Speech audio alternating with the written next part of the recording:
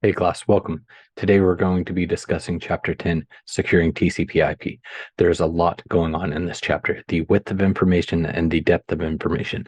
And unlike some of the other chapters where the concepts just kind of require brute force to memorize, this one will have a lot of stuff that is just a little trickier to wrap your head around.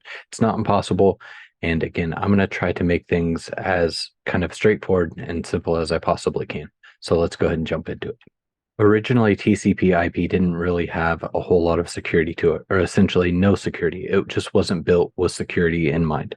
The original TCP/IP protocol stack didn't have security in mind, and so there was no security really inherently built into that system. Things like username and passwords are not enough to secure your communication. You need things like encryption and hashing that we'll talk about later on here. These are 5 important TCP/IP security concepts. Encryption. We need a way that we can scramble or mix up or encode the data and then send that so that a third party can't see the information in plain text. And then we need some way for the recipient to be able to unscramble or decode that information. Integrity. We need a way to verify that the information that was sent was also received in its entirety, so no changes or disruptions to the original data. Authentication. This involves identifying or positively identifying who we're dealing with. This makes sure that we only allow the correct people to access certain information. Authorization. This identifies what authenticated users can access. We're going to go through each of these concepts in a little bit more depth. Encryption. Essentially, this is just a method of securing data by scrambling or encoding it. All network data essentially starts as ones and zeros, clear text that can be seen by anyone over the internet. Encryption is essentially a way to scramble that data so that other people can't make sense of it. Plain text. This one's a little tricky.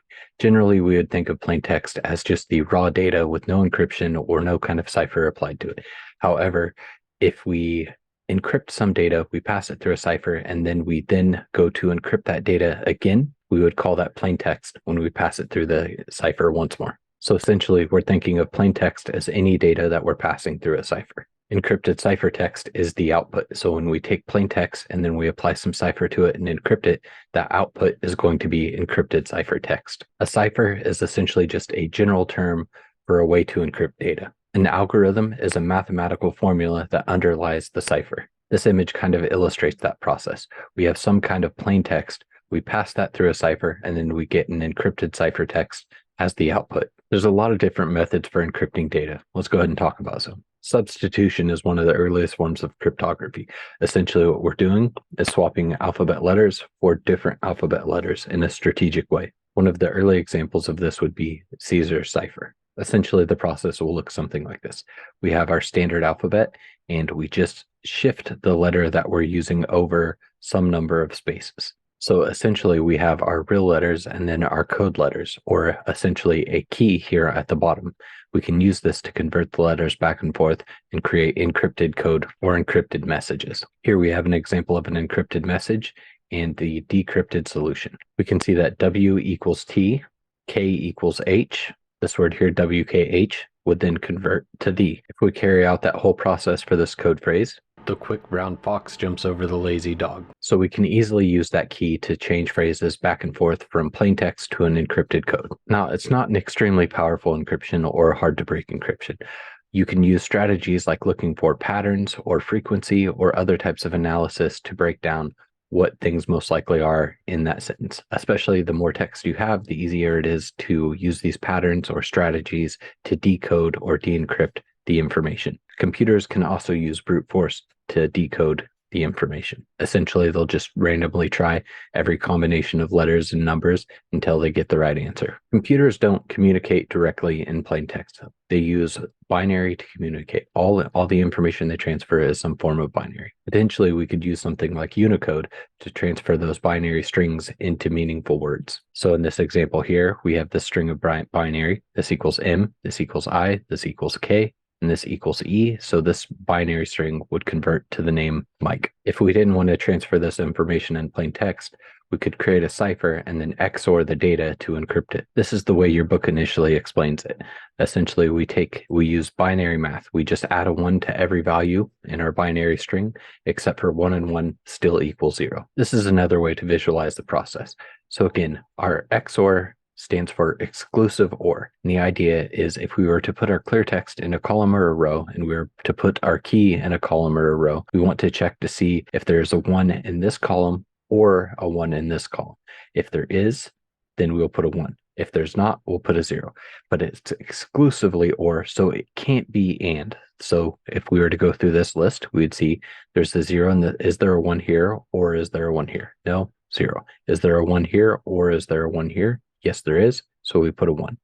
Is there a 1 here or a 1 here? Yes. So we put a 1. Is there a 1 here or a 1 here? Yes, but it's in both of them. There's a 1 here and a 1 here, and we want exclusively OR. So it has to be a 1 here or a 1 here, not a 1 here and a 1 here. So then we'll put a 0. We could take something like this, would be an example, and we could XOR that. This is our key. This is our plain text. This is the XOR encrypted value. You use the same cipher to encrypt and decrypt the message. Even if you don't have the cipher, the encryption can still be pretty easy to break. The math is just too simple. The desired characteristics of a cipher, it should be hard to break, but easy to access for the people who we want to access the data. 2 common features. We want complex algorithms underlining the cipher. 1 or more keys can be used to encrypt or decrypt the data. There's 2 types of algorithms that we're going to talk about right now: Symmetric-Key algorithm and Asymmetric-Key algorithm. In Symmetric-Key algorithm, the same key is used for encrypting and decrypting the data. The decryptor must have the algorithm and the key. Asymmetric-key algorithms use different keys to encrypt and decrypt the data. Symmetric-key encryption can either use a block cipher or a stream cipher. A block cipher will sort of divide the information that we're trying to send into chunks and encrypt that. A stream cipher will sort of encrypt the information on the fly. Advanced Encryption Standard AES is the most commonly used block cipher. It uses 128-bit block sizes, but the key size can be 128-bit, 192 bits, or 256 bits. Modern versions of AES are considered incredibly secure and very fast. Stream ciphers are an alternative to block ciphers. They're much quicker. It takes a single bit at a time and encrypts it on the fly. Stream ciphers used to be very popular for long streams of data. However, in a lot of those cases, they've been replaced by block ciphers. One of the major drawbacks to symmetric encryption is that anyone with a key can decrypt the data, and we need to send that key to someone else in order for them to decrypt it. So how do we send someone else the key so that they can decrypt the data without letting anyone else access that as it's being sent out over the internet? One way we can avoid that is using asymmetric key algorithms, where we use 2 different keys. We'll have a public key and a private key. These asymmetric key algorithms can be very CPU intensive, so oftentimes we will use them just to establish a connection, and then we'll use symmetric keys to further communicate from that point on. This is an area where you can go pretty deep into the subject if you want to get into how the algorithms really work. I'm going to try to give you a kind of quick superficial overview, which is about all you need right now. Essentially, this is how the process works. We create 2 keys that are mathematically related. One is a public key, one is a private key. The public key is used to encrypt information, and the private key is used to decrypt that information. The Bob-Alice scenario is kind of a famous scenario, so let's go ahead and run through that. Bob generates a key pair, a private key and a public key. He will send the public key to Alice. Alice will then encrypt the information she wants to send back using Bob's public key, and then Bob will decrypt that information with his private key. Again, most of the time this process is fairly CPU intensive. So what we'll usually do is use this process to establish a connection, and during that connection, we will share a symmetric key that we'll continue to use from that point forward. Encryption in the OSI model can be a little bit messy. There's a lot of gray areas, and you'll probably get a lot of debate on where things fit because they don't always fit perfectly. But this is the general breakdown that we're going to go with based on the book. Encryption at layer 1 is only common for big WAN technologies. At layer 2, there's no common encryption at that layer. At layer 3, the only thing that we really consider relevant is IPsec. Layer 4, no encryption methods for TCP or UDP. Here you tend to get a lot of disagreement, but the textbook says between layer 5 and layer 7, that's where most of the encryption happens. SSL, TLS, SSH, that kind of thing. However, another common answer that you'll see is layer 6. The presentation layer is where encryption happens. So be prepared for those 2 types of answers when you're tackling the Network Plus exam. For the students in my class, I will treat it as if it happens just generally somewhere between layer 5 and 7, layer 5, 6, or 7, somewhere in that mix, because I like to try to be consistent with what the textbook we're using says. Integrity. When we're talking about integrity of the data, we're just talking about the process or making sure that the information or data hasn't been changed when it reaches its destination host. Several tools can be used to ensure that the data has the integrity needed. We're going to talk about the hash function here. I'm going to go ahead and run through the sort of textbook definition on this. Cryptographic hash function, a mathematical function run on a string of bits of any length that results in a value of fixed length. The result is often called a checksum or a message digest. A hash is a one-way function. A hashing function should always have a unique output for every unique input. So if we were to put in, let's say this was our message, and we were to run that through our hashing function, we should get this unique number. We should get that number every time we run this through. If we run the same thing through our hashing function, it should always give us the same result. If we were to run something else through our hashing function, we should get a different result. And again, that one should always produce the same result. Hashing is often used to verify the integrity of a file. Two main threats: accidental damage or tampering by attack. Let's recap on how hashing can verify file integrity. As I mentioned before, if we had a file or some kind of data and we ran it through a hashing algorithm, we would get this exact same hash as long as we use that same hashing algorithm every single time. It would always produce that result. If I ran this file through the hashing algorithm and I got this result, and then I sent you that file, when you run it through the same hashing algorithm, you should get the exact same result. If you get something different, that means the file has been tampered with, changed, or damaged in some way. Oftentimes, this feature can be built into protocols where they will create some kind of hash and verify the hash without you having to do it manually. You can also use this to store passwords. We don't want to store passwords as plain text, so oftentimes an operating system will hash the password. The operating system will then only store the hashed passwords. When someone wants access, the operating system will compare the hashes to see if they match. To crack a hashed password, you can use sort of a guess and check method. Since every time you hash a character, it should give you the same result every single time, you can essentially use a brute force tactic where you hash every single possible combination of letters and characters. Once you've collected enough combinations of hashes, you would then compare that to a database of stored passwords and see which ones match, and then you can use that to figure out, you can then use that to identify passwords. New hashing algorithms have been designed to slow down that process. Additionally, longer or more complex passwords can make that process much more difficult, or at least more time-consuming. Let's talk about some hashing algorithms. MD5 was one of the early versions created in 1991. It created a 128-bit message digest. Later, secure hash algorithm SHA came into play. There's three main versions: SHA-1, SHA-2, and SHA-3. SHA-1 created a 168-bit digest. SHA-2 has 6 variations, and SHA-3 also has 6 variations. SHA-2, at least at the time of this video, is what is most commonly used. SHA-3 is the newest standard, but it hasn't been widely adopted yet. SHA-1 and MD5 are no longer considered secure. We're not going to spend a ton of time on this. This is the 6 different variants of SHA-2 that are available. One kind of key takeaway to notice from this is SHA-224 creates a 224-bit digest. SHA-256 creates a 256-bit digest. So each of them are appropriately named. The only areas where it gets a little bit complicated is on these ones down here at the end. SHA-512/224 creates a 512-bit message digest that is truncated to 224 bits. So a little tricky there, but for the most part, the answer for the digest is in the name. Non-repudiation. Again, this is where someone cannot deny that they took a specific action. One of the ways this is carried out is through a digital certificate. A digital certificate uses a combination of hashing and encryption. We have these 3 characteristics: non-repudiation, integrity, and authentication. Digital signatures have multiple uses. Operating systems can use them to verify programs, and web browsers can use them to verify that websites are secure. Oftentimes, if you see an error that a website is not secure or that a program cannot be verified, it's an issue with the digital certificate. PKI, public key infrastructure. Public key infrastructure is a system for creating and distributing digital certificates. It heavily relies on a concept called third-party trust. A certificate of authority is a trusted third party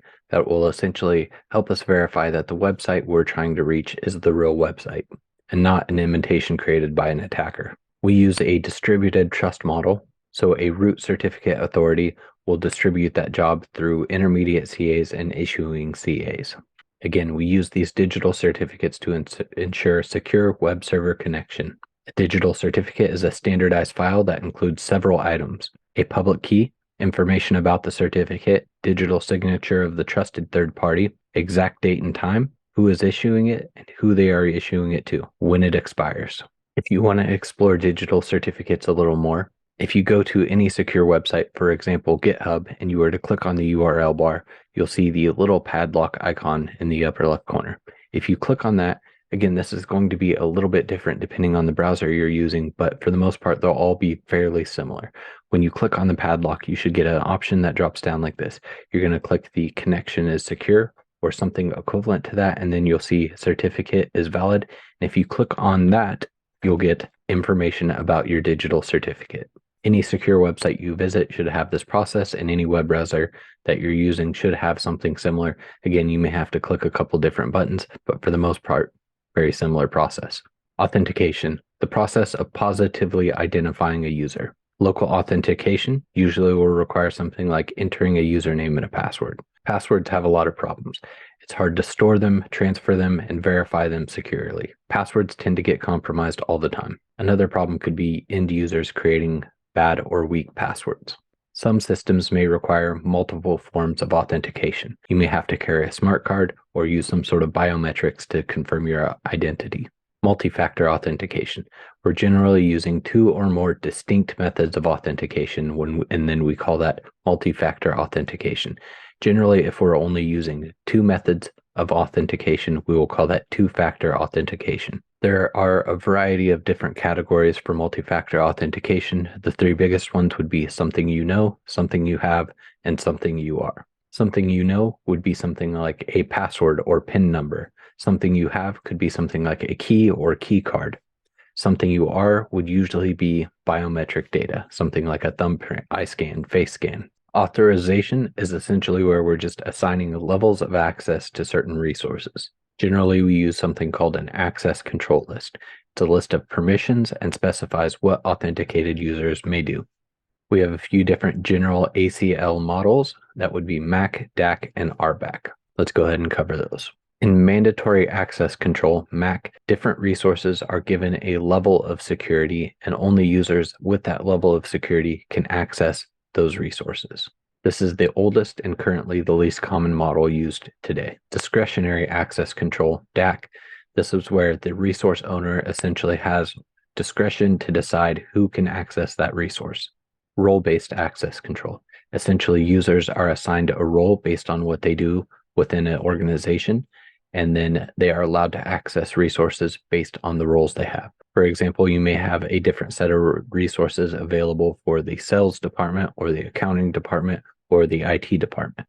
These access control models that we just discussed are general concepts. They're not strict rules that every organization or every protocol has to follow. Let's talk about point-to-point protocol authentication methods. Primarily was originally used as dial-up authentication. If we wanted to log into a device or access a server, we would use a form of password authentication called PAP, which stands for Password Authentication Protocol. Again, you may notice a common theme here that oftentimes the early versions of these protocols did not encrypt data by default. So PAP would send usernames and passwords as plain text. That was later replaced by CHAP, Challenge Handshake Authentication Protocol. It's more secure than PAP. CHAP relies on hashes based on a shared password. CHAP never sends the password over the link, only the hash is shared. Microsoft has its own version, MS CHAP v2. It's an improved version of CHAP. It offers more security than the other 2 options we mentioned. There's some limitations to point-to-point protocol. Multiple points of entry may exist. An authenticator at an endpoint may not have all the authentication information. PPP does not provide for modem banks needing a central database. This is common with ISPs where they have several or arrays of modems. Authentication, authorization, and accounting. It's a philosophy designed to protect databases. Authentication. The connecting computer must provide credentials. Authorization defines the allowed actions after authentication. Accounting will log authentications and actions. We're going to cover a couple standards, starting with Radius and TACACS.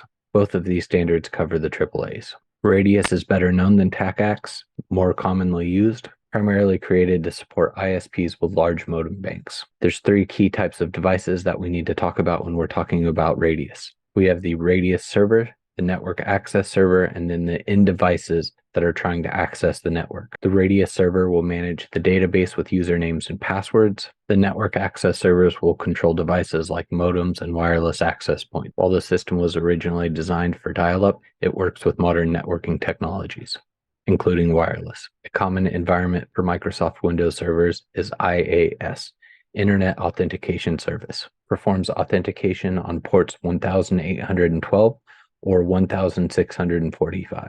Performs accounting on UDP ports 1813 and 1646. We're not going to spend as much time on this one. A single server stores the ACL for all the network devices. It's a proprietary Cisco protocol. Functions like Radius.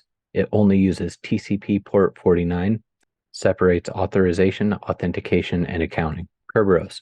This is an authentication protocol for TCP IP networks. It was designed with authentication, authorization, and accounting in mind. The name comes from Greek mythology. There was a three-headed dog named Kerberos that guarded Hades. Kerberos doesn't use the point-to-point protocol. Windows domains rely on Kerberos for authentication. A Windows domain is essentially a group of computers that defer all authentication to a domain controller.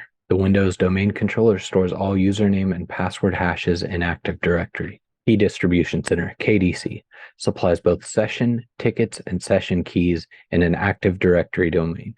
In Windows Server environments, the KDC is installed on the domain controller. KDC relies on two components, Authentication Server, AS, and the Ticket Granting Service, TGS. The short version of the process looks like this. We as a client may want to access certain resources on a network. We may want to access a file sharing server, a media server, printers, whatever devices we may need to perform our job, a database, something like that. What we will do is all of these devices on the network have a central authority that we trust. The Windows domain controller will use something called a KDC that depends on two other components, an authentication server and a ticket granting server. When a client is authenticated, they are essentially given a token that shows that they are allowed to access certain resources for a certain amount of time. They will not need to repeat this process every single time they want to access resources. This isn't a perfect analogy, but I would like to think of it as a student ID card. If you want to check out library books or access certain resources on your college campus, you will often go through a process to acquire a student ID card. So a little more on tokens real quick. Tokens authorize users to access resources without re-authenticating. So you won't necessarily need to re-authenticate every single time you want to access resources. We call this single sign-on, SSO. This will usually be accompanied by some kind of timestamp, and you will need to repeat the process every so many hours. By default, a user is required to get a new token every 8 hours. As we talked about before, many of the protocols in the TCP IP stack didn't have encryption or security inherently built into them. It would be incredibly challenging to create secure versions of every single protocol out there. So new encryption protocols enabled clients to connect to a server in a secure connection, still using some of the older unsecure protocols. We talked about SSH in our last video, but again, it's a more secure replacement for Telnet. SSH servers use a number of public key algorithms such as RSA, ECDSA, and others. Let's talk about the process of SSH. An SSH server sends its public key to a client. The client receives the key and creates a session ID. They will then encrypt the session ID using a public key. They'll send it back to the server. The server decrypts the key, and then we'll use that in all data transfers going forward. Essentially, this is just the handshake process to start the conversation. The client and server will negotiate the encryption type. Usually some form of AES will be used. The process is, for the most part, automatic and invisible to the user. It's not something that a user has to manually take part in. The SSH process is a combination that creates a safe connection, but it doesn't tell the server who is using the client. All SSH servers will need to authenticate the client. One of the most common methods is just a username and password. Essentially, once we have established the secure connection and means of encrypting data that we transfer back and forth between our destination and our starting point, we can use that as an encrypted tunnel to send information, even using protocols that would normally be unencrypted. We talked about SSL and TLS in a previous video, but we're going to expand on that a little bit more right now. SSL requires a server with a certificate, and it has limited uses with other protocols. So some of those unsecure protocols, it can't be used to secure all of them. On the other hand, TLS is much more robust and much more flexible. It can be used with most protocols in the TCP/IP stack or most TCP applications. IPsec, Internet Protocol Security. This works at the network layer, layer 3. Essentially how it works is we're taking our packet or some portion of our packet, we're encrypting part of that data and encapsulating it. It's transport mode, only the IP packet payload is encrypted. In tunneling mode, the entire IP packet is encrypted and encapsulated. It can provide authentication, integrity, and confidentiality using two protocols, authentication header, AH, and encapsulating security payload, ESP. Just a quick recap on this one. The page URL will start with HTTPS, Hypertext Transfer Protocol Secure. Browser will usually show a small padlock in the upper left corner if it's secure, or some kind of wording indicating it's not secure. It uses TLS for authentication and encryption. If your connection is not secure, you almost certainly have some kind of bad certificate or revoked certificate that you're dealing with. Securing email protocols. We talked about some of these before. We're just going to talk about the secure versions of them today.